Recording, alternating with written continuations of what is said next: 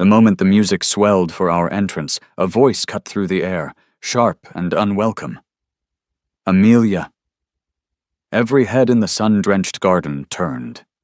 On our wedding day, Julian, the man who had shattered her world 7 years prior, the ghost she swore she had laid to rest, had returned.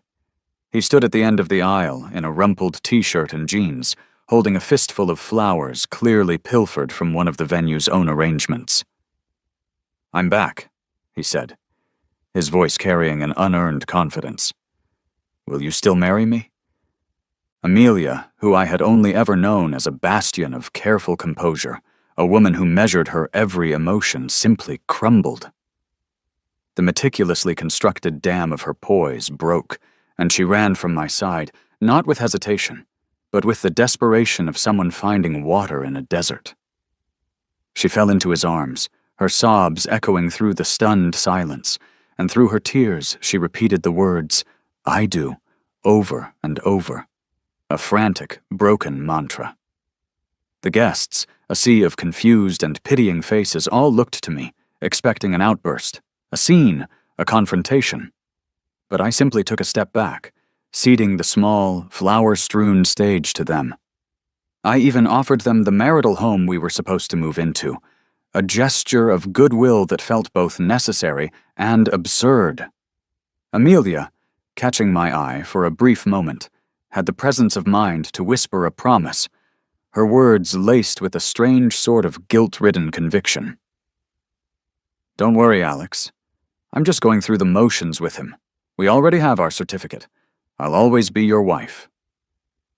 What she didn't know, what no one in that garden knew, was that my entire relationship with her had been a form of repayment for an old kindness, and that marriage certificate she held so dear? It was a complete fabrication. The air buzzed with whispers as the unexpected drama unfolded. Before I could fully process the shift in my own reality, Amelia was hastily pulling the simple gold band from her finger, the one I had placed there just an hour before. With a reverence that stung, she carefully slid it onto Julian's finger. Seeing the pure, unadulterated joy that lit up her face, a joy I had only ever seen in fleeting glimpses, I couldn't help but let out a dry, silent laugh at my own expense. I rubbed the pale, empty space on my ring finger, a ghost of a commitment that had never truly existed. Amelia was a woman of exacting standards, a lover of ceremony and perfection. I had proposed to her countless times, each attempt rejected for some minor flaw she perceived as a lack of sincerity. Once, a single unironed crease in my suit jacket was enough for her to storm away, refusing to speak to me for a month.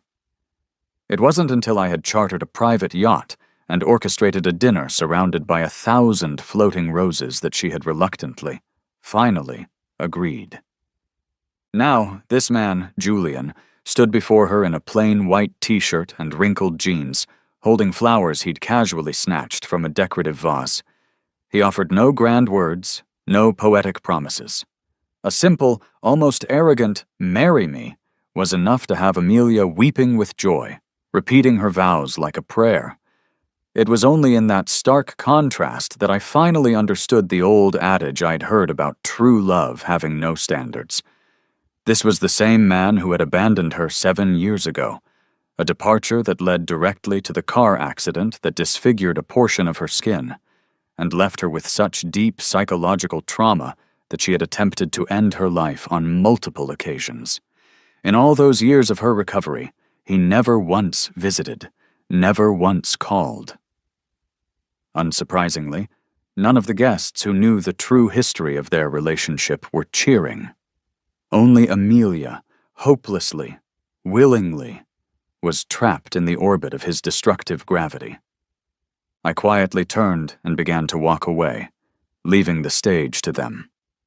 I hadn't even made it to the edge of the manicured lawn when a friend, his face contorted with outrage on my behalf, spoke up, his voice booming across the silent crowd. "Alex, you can't be serious. You helped her heal from what he did to her. You put so much into this, all for her to run back to the very person who broke her? What a waste of this beautiful wedding. What rotten luck!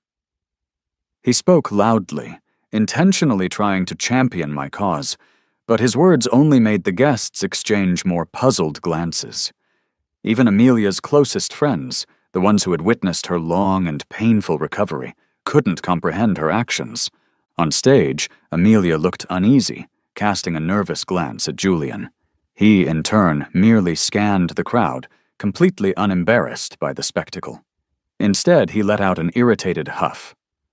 Amelia, you just agreed to marry me, but you're using wedding posters with another man's face on them. It doesn't seem like you're very serious about this. Forget it. I won't marry you. With that, he contemptuously tossed the ring I had bought onto the grass and made a show of turning to leave. Anyone else, in the midst of their own wedding, would have been incensed by such manipulative theatrics. But not Amelia. She scrambled to pick up the ring, desperately begging him not to go. To prove her commitment, she grabbed a pair of scissors from a gift-wrapping table and began frantically cutting my face out of every large poster we had displayed, tossing the remnants into a nearby trash bin like garbage. After this frantic display of devotion, Amelia seemed to believe Julian would be satisfied. She approached him again, trying to place the ring back on his finger, but he dodged her hand. His eyes scanned the floral arrangements, his lip curling in disdain. I hate red roses. They're so tacky. Whose terrible taste was this? Amelia forced an embarrassed, apologetic smile. I don't like them either, she lied. Alex insisted on it. I couldn't change his mind. Let's just get rid of all of them. Hearing this, I looked up at her, at the woman who was so transparently hiding her own sadness. Red roses were the only flower Amelia truly loved. She had once told me that she didn't want commercially cultivated ones. They had to be nurtured with love to achieve true beauty. Because of that one conversation, I had purchased a 10-acre plot of land 2 hours from the city and had personally cultivated a field of roses, watering and tending to them daily for over a year to ensure that every single bloom at our wedding would be vibrant and perfect. And now, simply because Julian voiced a casual dislike, she was ready to have them all destroyed. They began to overturn the floral arches and arrangements I had spent weeks painstakingly designing. They trampled each flower underfoot, the petals crushed into the pristine white runner. Chaos bloomed where order had been. Yet Julian remained dissatisfied. He found fault with the dozens of red balloons floating serenely above, taking a pin and bursting them one by one. As the balloons popped with sharp, ugly reports, the remaining guests began shaking their heads and quietly leaving. With the scene almost entirely ruined and the crowd thinned to only a handful of bewildered onlookers, Amelia was still eager to embrace him, only to be pushed away once more. Julian looked her up and down, taking in the stunning, custom-made wedding dress she wore, and raised an eyebrow.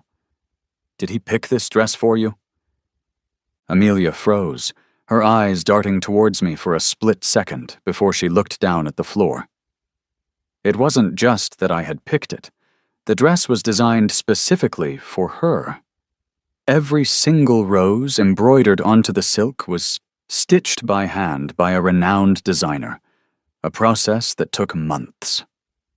It was crafted to align with every single one of her tastes. I remembered the genuine, uninhibited joy in her eyes when she first tried it on, a memory that had made me happy for weeks. I knew this dress was her favorite thing she owned, but now, terrified that Julian would change his mind and leave again, she was determined to change out of it.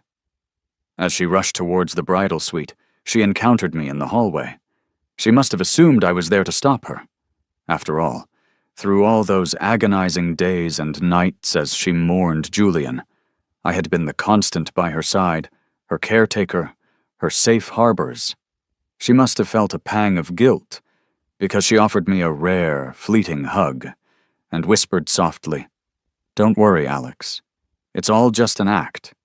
I just want him to feel what it's like to be abandoned. I'm sorry you had to stand in for my mother at this wedding. She couldn't make it. The next one I'll plan it myself, and I'll make sure she's there." With that, she hurried away, her mind consumed by the fear that Julian might slip through her fingers again. As her familiar scent gradually faded from the air around me, a profound sense of finality washed over me. I wasn't going to tell her I was leaving. There was no future for us to discuss.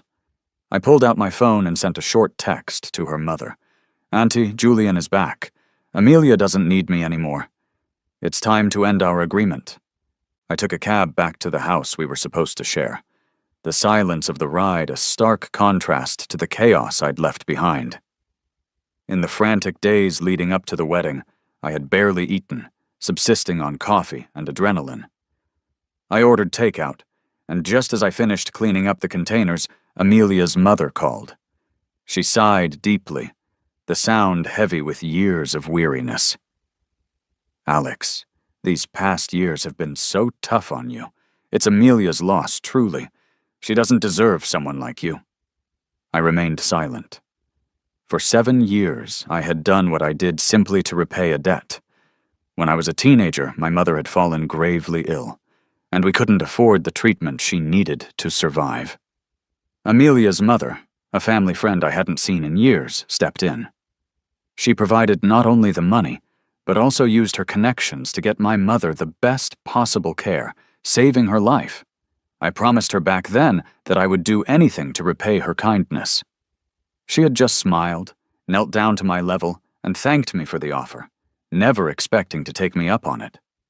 Years later, when we met again by chance, I was a licensed psychologist with a thriving practice.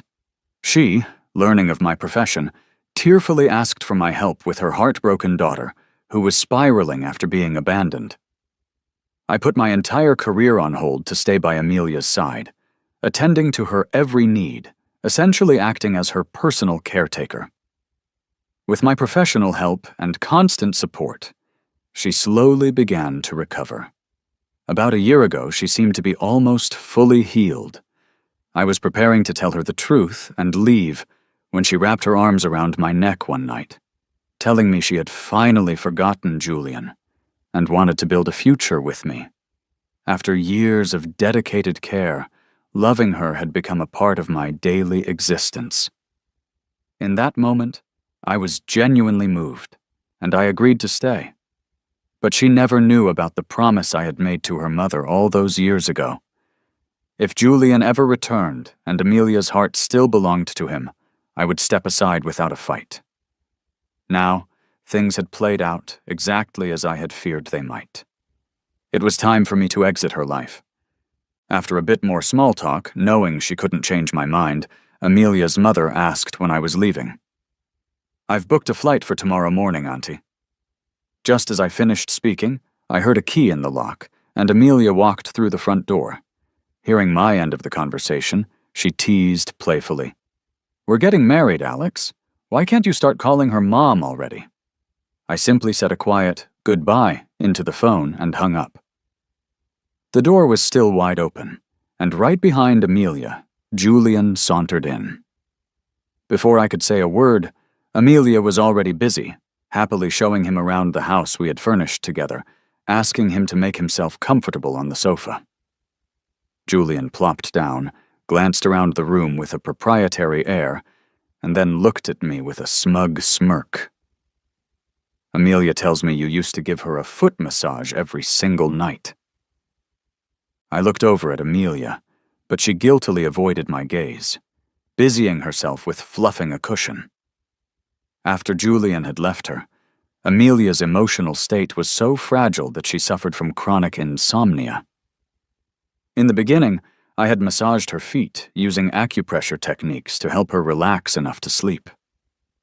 Over time, it simply became a part of our nightly routine, a private, intimate ritual. And now, she had already shared that intimacy with him. Julian leaned closer to Amelia, his tone indifferent. "Why don't you show me, Amelia? I'd like to see just how well he took care of you."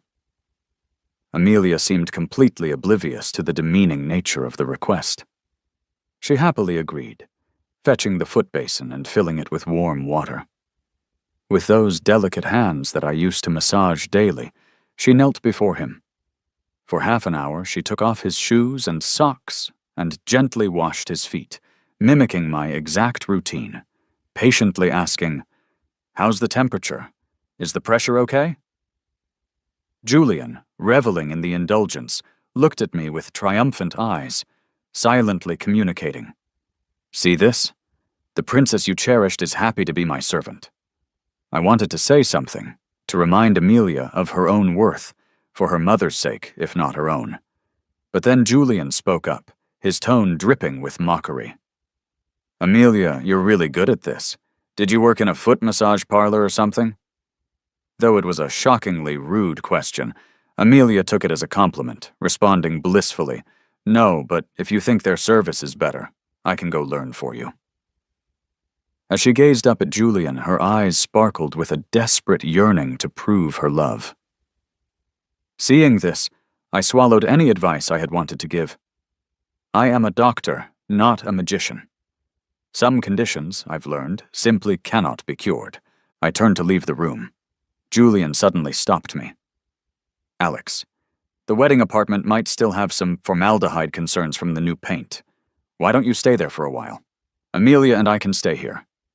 This was the home that Amelia and I had spent months decorating, the home for which I had paid in full. I thought, for a moment, that Amelia might hesitate, that she might object to him kicking me out of my own house. But without even consulting me, she readily agreed. "That place has been airing out for 6 months. There's no formaldehyde. But if you'd rather stay here, Julian, we can. Alex won't mind." I paused, a slight, bitter smile touching my lips. It was true. For the past 7 years, whether as her therapist or her boyfriend, I had no opinions of my own. I had always put her first. But now, as this chapter finally closed, I was taking the lead. "Amelia, let's break up. You two can stay wherever you want." Amelia paused in her task, dried her hands on a towel, and looked at me, her expression shifting to one of irritation. "What's wrong with you? Why are you throwing a tantrum now?" I ignored Julian's satisfied grin and began to pack my things. Amelia followed me into the bedroom, chattering away. "I was just pretending earlier, Alex. You didn't actually believe it, did you?" Pretending. For 7 long years, she had been withdrawn, showing no genuine interest in anything or anyone. But from the moment Julian reappeared, it was as if her entire world had been illuminated, transformed by a sudden, brilliant sunrise. No matter how many times she claimed it was all an act, the change in her was real and profound. She had always deeply loved Julian. That had never changed. Amelia watched me as I silently folded my clothes and placed them in my suitcase. She stared for a long moment before speaking again, her tone shifting to one of condescension. "You're putting on an act, too, aren't you? You're actually pretty convincing. Don't worry. I know you can't leave me. I won't abandon you." I still didn't respond. In my line of work, it's crucial to make a vulnerable patient feel needed. It gives them a reason not to give up on life. Hearing her speak to me that way, like I was the dependent one, I neither agreed nor argued. When I finished packing my suitcase and still hadn't said a word, she finally showed a flash of real frustration, kicking the side of my luggage in a fit of pique. "Go then, if you want to. See if I care. Just don't come crying back to me later." She spat, the words laced with venom. She turned on her heel and went back to the living room to tend to Julian. I picked up my suitcase and walked toward the door. As I left, I could see her massaging Julian's temples, her voice loud and performative. "Does that feel good?" I didn't listen for his response. I closed the door behind me and headed for a nearby hotel. Just after I checked in, Amelia's mother called again. She was flying back into the country the next day and wanted to take me out for a meal. I had no reason to refuse. After a long, uninterrupted night of sleep, I went to meet her. She had chosen my favorite restaurant and had already ordered a spread of my favorite dishes. After we exchanged pleasantries, she slid a bank card across the table. Alex, there are $30 million in this card. Please consider it compensation for everything you've done for Amelia all these years. My family has let you down terribly. Her eyes were red, filled with a deep and genuine regret. She was a single mother who had chosen her career at a time when Amelia needed her most. Years later, she had become an incredibly successful businesswoman, but she was always haunted by the guilt she felt over her daughter. It was why she was always so lenient, so indulgent with her. Amelia got all of her money from her mother. If her mother were to stop the flow of funds, Amelia would have nothing. But very few people knew this. Everyone, including Amelia herself to some extent, believed she was successful on her own. In reality, her boutique company bled money every month, staying afloat only because of her mother's constant financial support. Many people, I suspected, were drawn to Amelia for her apparent wealth. But not me. I pushed the card back across the table. Auntie, your kindness saved my mother's life. That is a debt that can't be repaid with money. Please, there's no need for this. Amelia's mother raised an eyebrow. That was just a small favor years ago. You've had it so hard caring for Amelia. You must take this. As I was about to reject her offer again, a familiar voice called my name from across the restaurant. I looked up and saw Julian jogging towards our table. He made a show of flashing a new Rolex on his wrist while he boasted, Amelia just got me this watch. She invited me for a meal at the place next door. Can you believe it? I didn't expect to see you here. Alex, what a coincidence. Julian didn't know Amelia's mother by sight. Seeing that I wasn't reacting to his provocations, he kept going.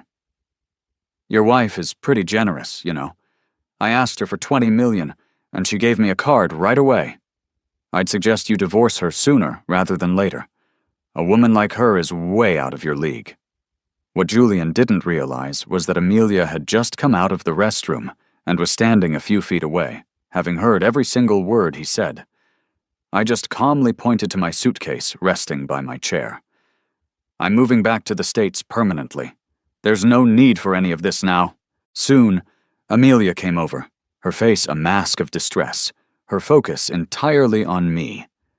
She hadn't even noticed her own mother sitting at the table. She asked coldly, Alex, we're married. Are you really leaving without even discussing it with me? I smiled a small, weary smile and pulled the folded document from my wallet, sliding it across the table to her. Take a close look, Amelia. This marriage certificate is fake. She was completely stunned, unable to process how our marriage could have suddenly become a fabrication. Julian, standing beside her, let out a loud, unrestrained laugh. All his recent manipulations had been aimed at pushing us to divorce, only to find out our marriage was never real to begin with. All his trouble had been for nothing. Seeing Amelia's devastated expression, he managed to stifle his laughter and wrapped an arm around her, comforting her softly. It's okay, Amelia. You still have me. I'll always be by your side. I'll never leave you. Then he shot me a look. By the way, Alex, you didn't con her out of any money, did you? Even if you did, don't worry, Amelia. I have lawyer friends who can help get it back. Amelia didn't respond to him. She knew perfectly well that in all our years together, I had never asked her for anything, nor had she ever given me any gifts of substance. In fact, I was the one who had been quietly spending my own savings to maintain our lifestyle. He still couldn't believe I was actually leaving. She forced a smile. Alex, please don't lie. This isn't funny. Seeing that she was still unwilling to let go, I didn't want to explain any further.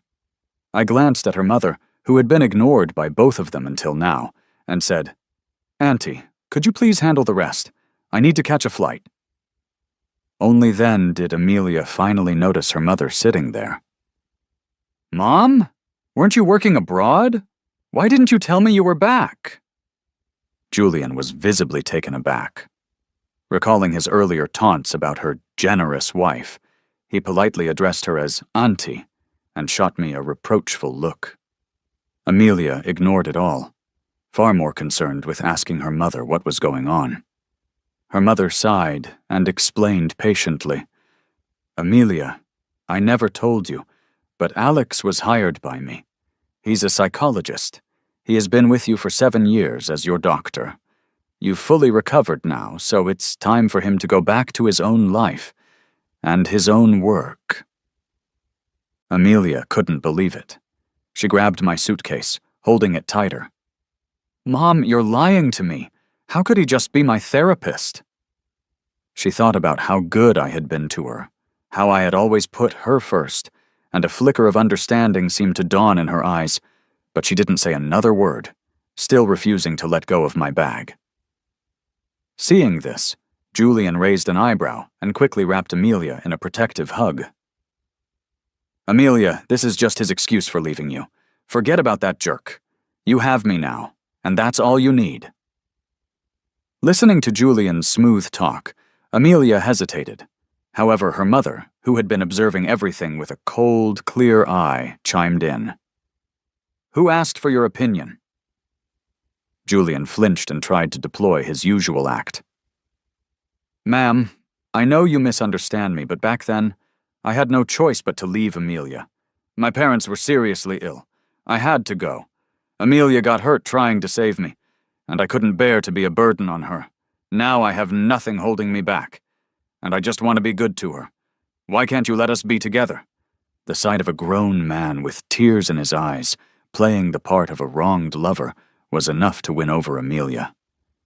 Feeling a surge of pity, she cried, "It's just misfortunate fate that tore us apart." Watching them act like a pair of star-crossed lovers, cruelly separated by circumstance, Amelia's mother was completely unfazed. She had been through far too much in her life to fall for Julian's cheap tricks. Besides, she had come prepared, already knowing that he had only returned for money. She sneered and interrupted their melodrama, addressing Amelia directly. "If you want my support, fine, but on one condition. I will freeze all of your bank accounts and take back the company. If Julian still stays with you when you have absolutely nothing, then I will let you two be together." She offered to let them be, but she made no mention of ever giving them any money. Hearing this, Julian just raised an eyebrow and, after a brief pause, agreed.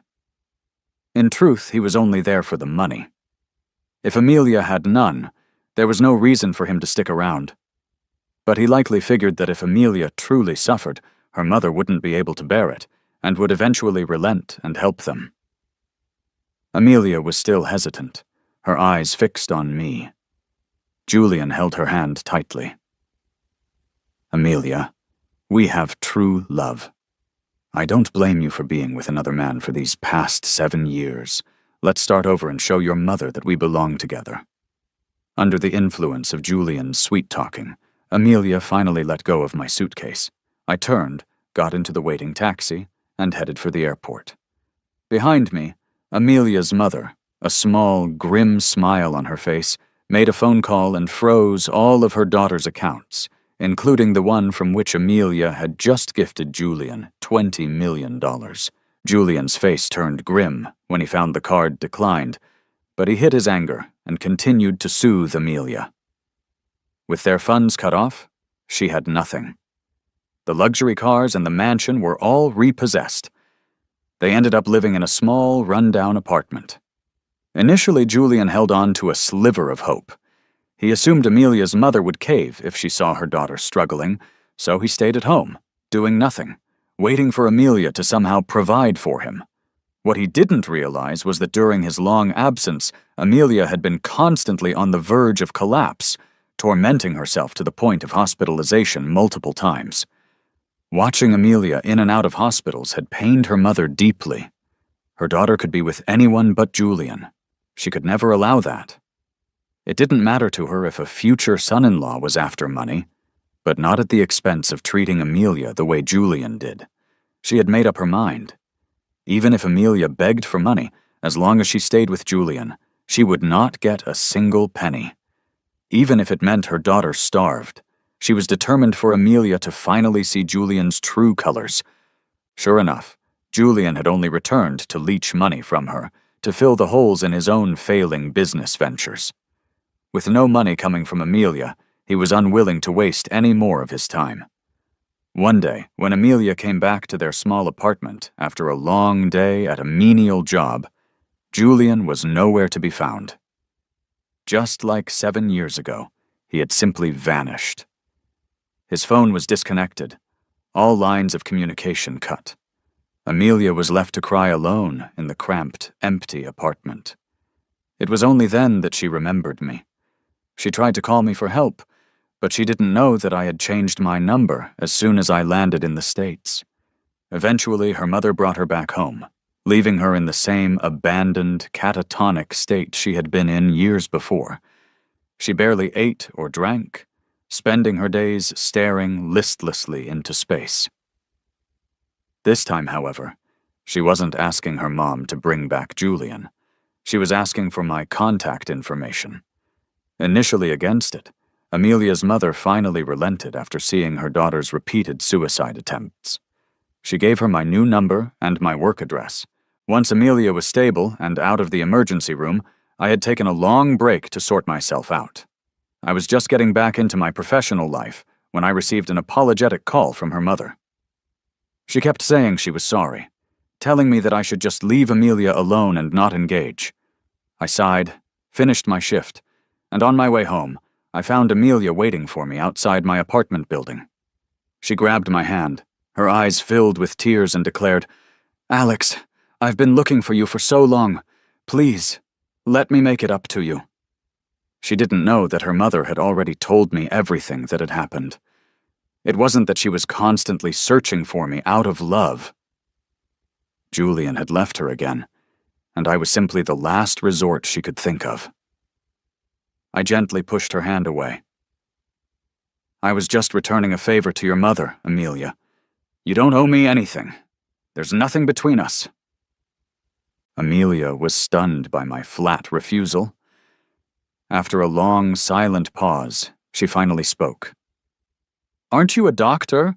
Can I hire you to treat me? You're still just like you were before. Don't leave me, okay?" "I am a psychologist, but I have never pretended to be someone's lover as a form of therapy." Amelia was a unique and extreme case. If it weren't for the debt I owed her mother, no amount of money in the world would have made me agree to that arrangement. And I had already repaid that debt in full. I refused her again. "There's no need. I don't take on cases like that." Saying this, I turned and walked into my building. Amelia didn't follow me that time, and I thought she might have finally let it go. But on my first day back at my practice, the first client who walked into my office was Amelia. I asked her what was wrong, and she just pushed a breakfast container across my desk. "Look, I prepared breakfast for you. It's extra hearty." I glanced down at her hands and noticed new calluses and small burns, signs of manual labor. I knew she had gotten them while taking care of Julian, working to support him. Seeing that I made no move to take the food, she tried to feed me herself, mimicking the way I used to care for her, even cracking awkward jokes to try and cheer me up. But I took care of her back then. Because she was my patient. Because she was sick. Now she was trying to repay me with the same currency of care, but it was a currency I no longer accepted. "Miss, if there's nothing else, you may leave.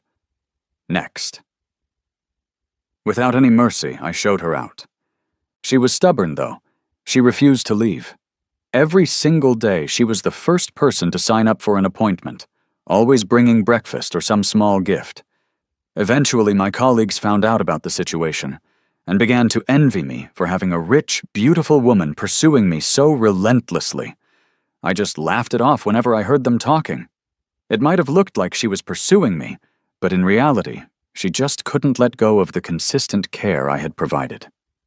In her heart, she could never truly forget Julian, no matter what she said or did. I paid her no attention, simply contacting her mother to come and get her each time. She continued this routine daily, yet her emotions seemed to remain stable. One sunny afternoon, She asked to take me to the beach. I was just about to decline when her eyes suddenly widened. She had caught sight of Julian across the street. In an instant, she rushed off, once again leaving me behind for him. But this time I felt no sadness, only a profound pity for the circular tragedy of her life. I could have just turned and walked away. But we were in a foreign country. A girl running around in her state could be dangerous. Even if I no longer loved Amelia, I couldn't in good conscience let her get hurt. I had to answer to her mother.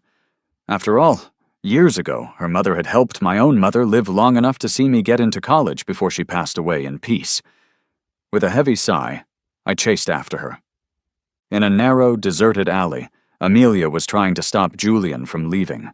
A foreign-looking woman who was with him had just walked away in anger. Julian looked completely annoyed. Amelia was sobbing as she clung to his arm, demanding, "Julian, you promised you would never leave me. How can you abandon me twice? I let Alex down for you. I did so much for you. Can't you feel even a little bit of my love?" Julian just sneered, not even bothering to pretend anymore. "You didn't really think I came back because I loved you, did you? Don't be ridiculous. I just needed money. I thought I could rely on you to get some cash from your rich mother. Who knew she'd rather let you suffer than give me a single cent?" His straightforward, brutal words shattered the last remnants of Amelia's dreams. She was devastated, the realization finally sinking in that the man she had loved her entire adult life was only ever after her for money. Michael tried to leave, but she clung on desperately. He looked like he was on the verge of hitting her, but stopped when he saw me approaching. He roughly pushed Amelia towards me, and she stumbled into my arms. He said coldly, "Alex, I'm returning her to you. Keep her away from me, or who knows what I might do." I caught Amelia and helped her stand upright. Meanwhile, Julian swore under his breath as he walked away, complaining, "After all that, all I got was a damn watch. What a rip-off." With Julian gone for good, the last of Amelia's hope shattered. She crouched down on the dirty pavement and cried her heart out, a raw, wounded sound. I stayed silently by her side and called her mother to inform her of everything. When Amelia finally composed herself and saw me still there, she remorsefully hugged me and promised, "Alex, I realize my mistakes now. Could you please give me another chance?" I firmly shook my head. "If there's no love, there's no love. You can't force it." Her eyes immediately welled up with fresh tears, and she dropped to her knees on the ground, pleading desperately. "Please, give me a chance. I'll change, I promise I will. Can you just be like you were before, even just a little?" I simply looked at her quietly and reminded her, "Love can't be begged for, Amelia. The only thing you can do now is love yourself." She looked at me, seemingly understanding for a moment, but then she said, "I know you still care, Alex. You must still have feelings for me. Why can't we get back together?" I paused, then shook my head again as I explained, "You're overthinking it. This is just professional advice from a doctor to a patient." But Amelia wouldn't listen. She seemed to have become unhinged, only begging not to be abandoned again. I knew her illness had relapsed, and this time it felt worse than before. I had to call her mother again. "Auntie, you have to come and pick Amelia up now. I really can't handle this anymore. If something happens to her, I can't take that responsibility. I only ever wanted to repay a kindness, not sacrifice my own life for it." While Amelia was losing her mind beside me, her mother showed up with several large men who looked like bodyguards. They took Amelia away forcibly as she screamed my name. I knew then that I had to leave too. I had to find a place where no one could track me down, a place where I could finally live my own life. Amelia was sedated and taken back to her family home. When she woke up, she was in her old bedroom.